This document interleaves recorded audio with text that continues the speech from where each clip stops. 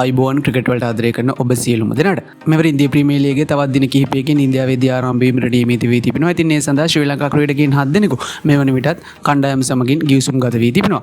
එහිදී එම ක්‍රීඩකයන් ලෙස නුවන් තුෂාර, දුෂ්මන්ත චමීර, කමිනු මෙන්ඩිස්, පතුම් නිස්සංක, මතිෂ පතිරණ, වනිදු හසරංග සහ ඒෂාන් මාලිංග යන ක්‍රීඩකයන් 7 දෙනා රැඳී සිටිනවා. එහිදී මතිෂ පතිරණ කොල්කතා නයිට් රයිඩර්ස් කණ්ඩායමටත්, නුවන් තුෂාර රොයල් චැලෙන්ජර්ස් බැංගලෝර කණ්ඩායමටත්, පතුම් නිස්සංක සමගින් දුෂ්මන්ත චමීර දිල්ලි කැපිටල් කණ්ඩායමටත්, කමිනු මෙන්ඩිස් සහ ඒෂාන් මාලිංග සන්රයිසර්ස් හයිදරාබාද් කණ්ඩායමටත් සහ වනිදු හසරංග ලක්නෝ සුපර් ජයන්ට්ස් කණ්ඩායම සමගිනුත් මේ වන විට ගිවිසුම් ගතව තිබෙනවා.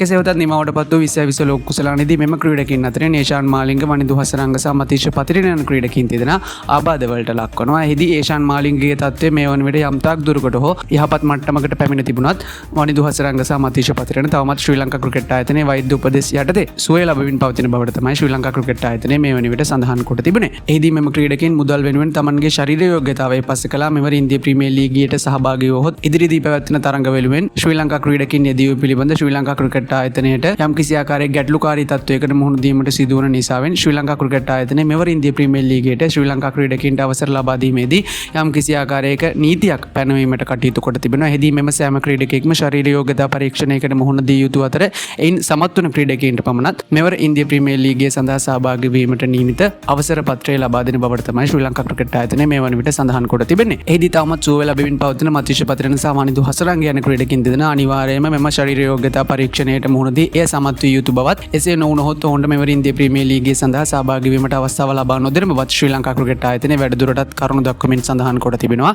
කෙසේ වෙතත් ඔවුන්ගේ මෙම ආබාධත්වය හේතුවෙන් ඔවුන් මෙවර ඉන්දියා ප්‍රීමියර් ලීගයට අනිවාර්යයෙන්ම සහභාගී වනවද නැද්ද යන්න පිළිබඳ තවමත් කිසිම නිගමනයක් ශ්‍රී ලංකා ක්‍රිකට් ආයතනය සිදු කර නොමැති බවත් තමයි ඔවුන් සඳහන් කොට තිබෙන්නේ. ඉතින් මෙම නීතිය පිළිබඳ සහ මෙවර ඉන්දියා ප්‍රීමියර් ලීගය පිළිබඳ ශ්‍රී ලංකා ක්‍රිකට් ප්‍රේක්ෂකයන් විදිහට ඔයාලගේ අදහසුත් පහලින් කමෙන්ට් එකක් විදිහට දාගෙන යන්නත් අමතක කරන්න එපා. ක්‍රිකට් පිටිය අලුත් වන සියලුම තොරතුරු දැනගන්න සබ්ස්ක්‍රයිබ් කරලා දිගටම නැදිලින්න අපේ YouTube නාලිකාවත් සමග හැම කෙනෙකුටම සුබ දවසක්.